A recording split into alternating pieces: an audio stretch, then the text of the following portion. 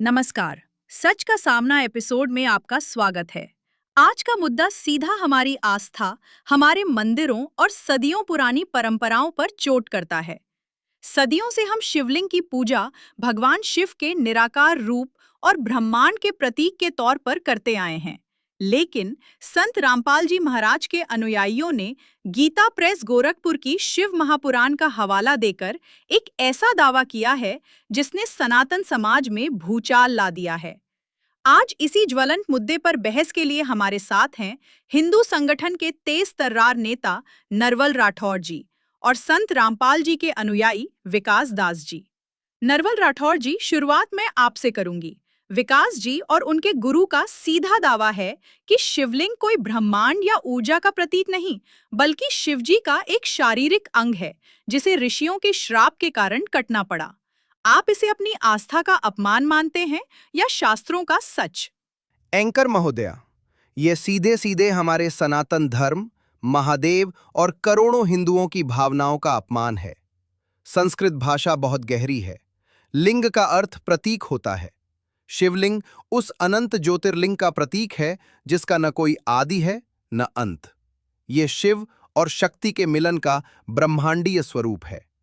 ये लोग अज्ञानी हैं जो अपनी टीआरपी के लिए पवित्र वेदों और पुराणों का अश्लील अर्थ निकाल रहे हैं। विकास दास जी, नरवल जी का सीधा आरोप है कि आप लोग संस्कृत के गहरे दार्शनिक शब्दों का गलत मतलब निकालकर धर्म का अपमान कर रहे हैं। आपका क्या जवाब है? एंकर जी, हम किसी का अपमान नहीं कर रहे। सत्य कड़वा होता है। नरवल जी कह रहे हैं कि हम अश्लील अर्थ निकाल रहे हैं। मैं इनसे पूछना चाहता हूं कि क्या गीता प्रेस गोरखपुर भी अश्लील किताबें छापता है? मैं अपनी तरफ से कुछ नहीं कह रहा। मैं तो वही बता रहा हूं जो महर्षि वेद व्यास जी ने शिव महापुराण में लिखा है।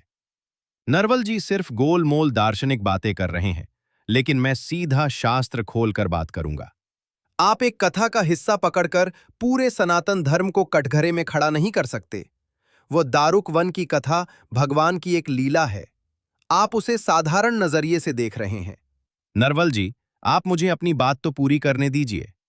शिव पुराण की कोटि रुद्र संहिता के अध्याय 12 में दारुक वन की कथा साफ साफ लिखी है। शिवजी दिगंबर बिना कपड़ों के अवस्था में दारुक वन गए। वहां तपस्या कर रहे ऋषियों की पत्नियां उन्हें उस रूप में देखकर आकर्षित हो गईं। इस पर ऋषियों ने क्रोधित होकर शिवजी को श्राप दिया कि उनका वह अंग कटकर पृथ्वी पर गिर जाए। नरवल जी, आप ही बताइए, क्या यह भी कोई लीला थी कि साक्षात भगवान को कुछ साधारण ऋषियों का श्राप लग गया और उनका अंग कटकर गिर पड़ा? विकास जी, जो आप कह रहे हैं वो बहुत बड़ी बात है। नरवल जी, क्या शिव पुराण में ऋषियों के श्राप और अंग कटने वाली ये कथा सच में मौजूद है? हाँ या ना?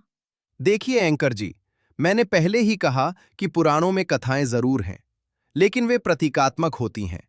उनका उद्देश्य इंसानों को मोह माया और काम वासना से दूर रहने का संदेश देना है। भगवान शिव तो देवाधिदेव हैं, परमेश्वर हैं। उन्हें किसी इंसान या ऋषि का श्राप कैसे लग सकता है? ये संत रामपाल जी के लोग सिर्फ एक प्रसंग को पकड़कर पूरे समाज को गुमराह कर रहे हैं। हम शिवलिंग को परम पुरुष और परम प्रकृति का मिलन मानते हैं और यही अंतिम सत्य है। गुमराह हम कर रहे हैं या सदियों से ये तथाकथित नकली धर्मगुरु कर रहे हैं? एंकर जी, अगर ये सिर्फ एक प्रतीक था, एक दर्शन था, तो आगे की कथा सुनिए। जब वह अंग कटकर गिरा तो उसमें अग्नि लग गई और वह तीनों लोकों को भस्म करने लगा। तब ब्रह्मा जी ने देवताओं से कहा कि यदि देवी पार्वती योनि पीठ का रूप धारण करके उस लिंग को धारण करें, तभी शिवजी का वह अंग शांत होगा।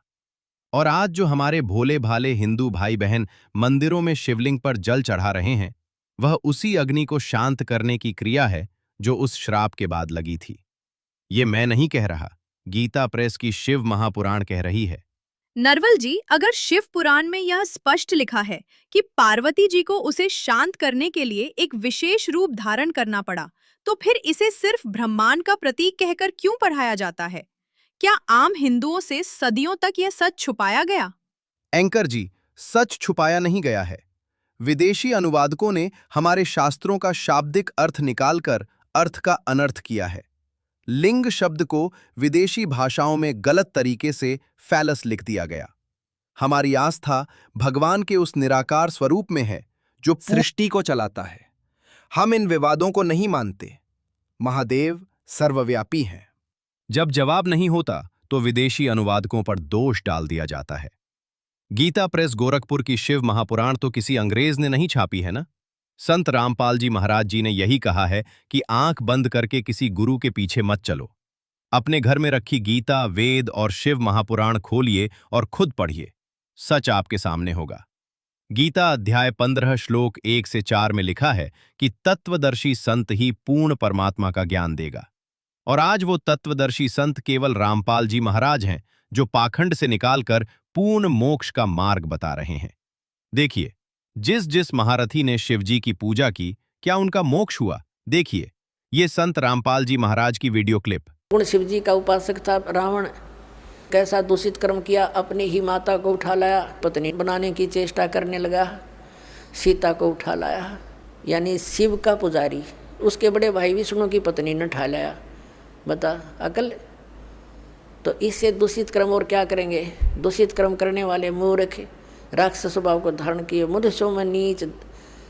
तो चारों उपमा इनके ऊपर फिट होगी। रावण कुत्ते वाली मौत मरा, राक्षस कहलाया।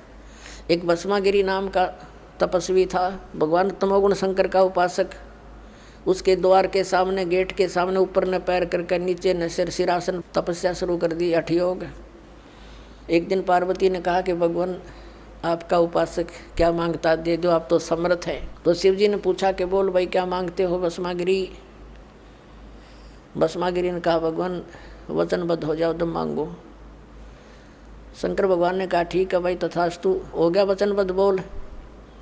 एकदम खड़ा हो गया, सीधा ऊपर ने सिर करके कहने लगा भगवान ये भस्म कड़ा दे दो जो अपना हाथ में पहन रखा है।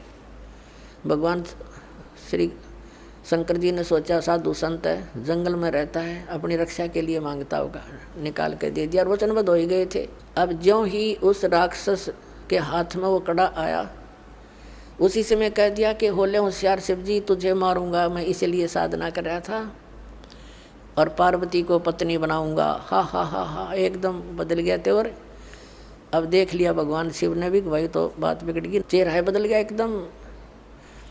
तो भगवान शंकर भाग लिए वहाँ से अपनी जान बचा के। अपने आत्मा में देखो, आगे आगे तो भगवान और पाछे पुजारी, जा खागड़ा जोटे की तरफ आगे।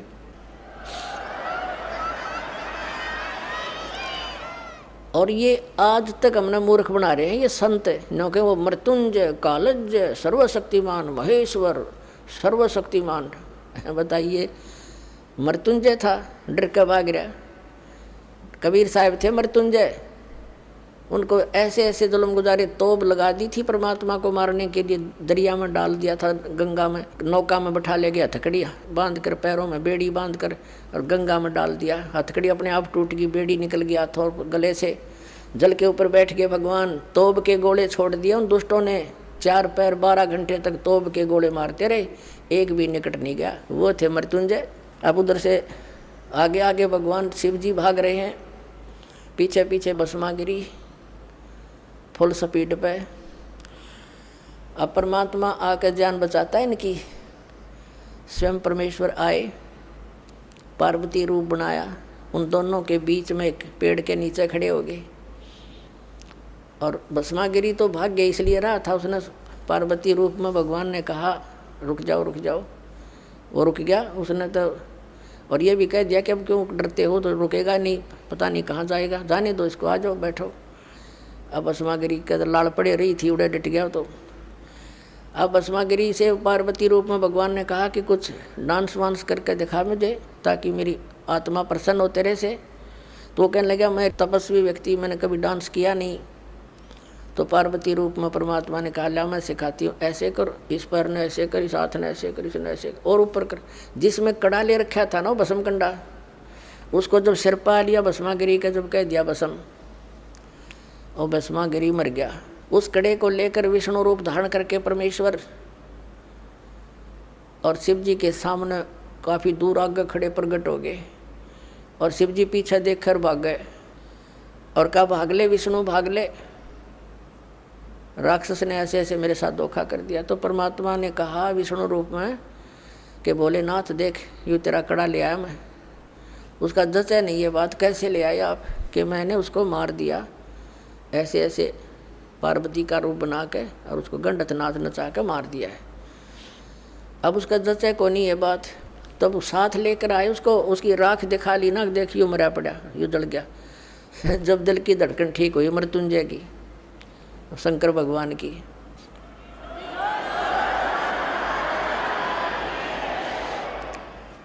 अपने आत्मा इससे भी दुष्ट और कौन होंगे। अपनी माँ के ऊपर नीत डिगा दी और भगवान शंकर को अंतर्यामी के ये नहीं समझ सका, राक्षस के सोच लिए बैठा है और दे दिया कड़ा ठा के उसका दो मारो जूत भगा देता वहाँ से।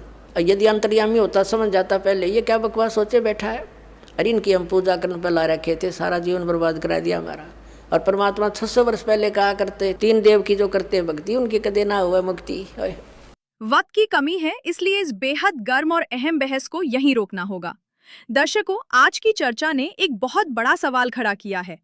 आस्था अपनी जगह है और शास्त्रों में लिखे शब्द अपनी जगह। दोनों पक्षों ने अपने अपने मजबूत तर्क रखे। क्या हमें पुराणों के सीधे और शाब्दिक अर्थों पर जाना चाहिए या उनके पीछे छिपे उस दार्शनिक